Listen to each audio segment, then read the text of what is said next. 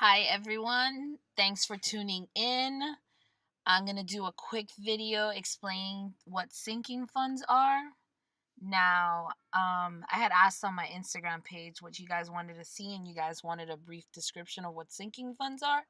And what better time to show you than now, because 2018 is about to start, so you guys can have an idea what you guys need to save for. Now, a quick description of what a sinking fund is. If a rainy day fund and layaway had a baby, that is what a sinking fund is. The reason I say that is because layaway is when you want an item by Christmas and you pay for it little by little to get that item. And a rainy day fund is saving for unexpected emergencies.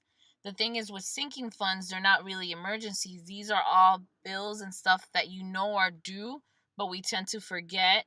And then we're caught by surprise when that happens, when you have to renew your car insurance, or you have to renew your vehicle registration, or the kids' school supplies are due.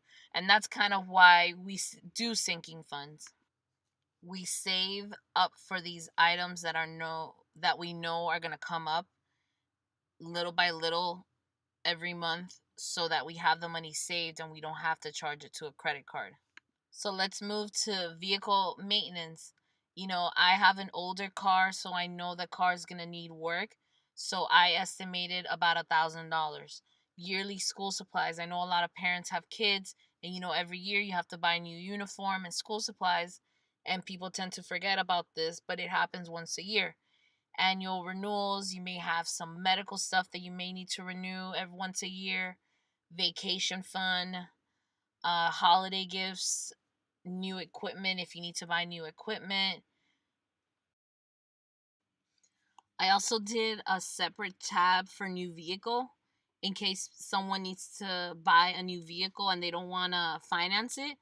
Then you would put an estimate of how much you think a car would cost you, and then you would divide it by 12 months, because it's going to take you a year to save up for it, and then it'll be $833 a month to save that up to buy a car.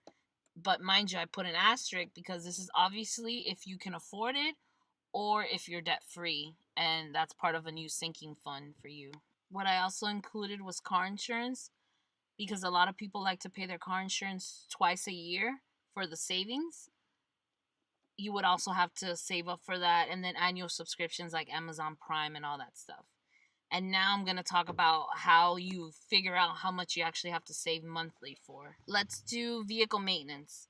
I have an old car, so yearly I would want to have $1,000 saved in case for any unexpected repairs any unexpected repairs that would need to happen to my car. So what I did was I took $1,000, I divided that by 12 months, and I have to save $167 a month to have that. Now, I know my math is wrong here.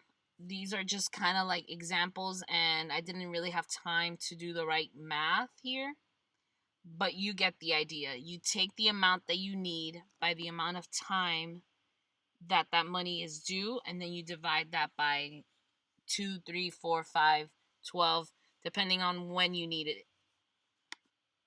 And so here I'm going to edit the right math, but I think I still did it wrong. I think here I was estimating 1,500.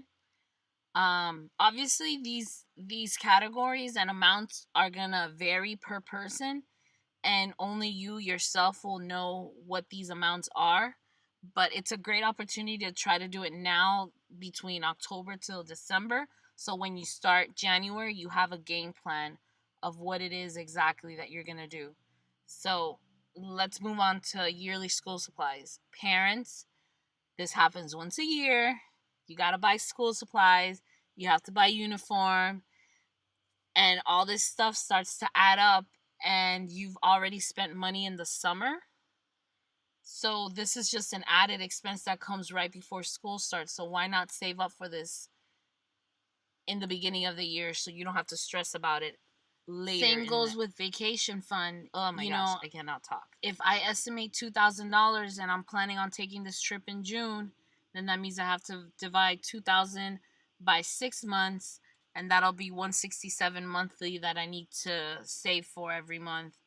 Holidays and gifts, make a list of people that you want to give gifts to. If there's 20 people in your life, give yourself a budget of $25 per person, and that's how you come up with the amounts. And you save up for that throughout the year, and then obviously as birthdays go on, you'll have that money saved because you started saving since January. And so what I'm doing here is I added the monthly amounts that you have to save, and I tallied it all up, and the bottom gives me an amount that I have to take out of my income every single month for these sinking funds. Obviously, once you do your budget and your debt snowball calculator and you see that you may not be able to afford to do the sinking funds and pay off debt and pay your bills, and that's when you start to find ways to save money. But I'll talk about that in another video. This was just kind of like an explanation on sinking funds, why we do them, how we do them, and I hope it helps. It was a quick video. I'm still kind of learning how to make YouTube videos and edit, so just bear with me. They'll just get better over time. And I want to thank everyone for watching this video. Please subscribe to my channel. Follow me on Instagram. And that's it. Thanks, everyone.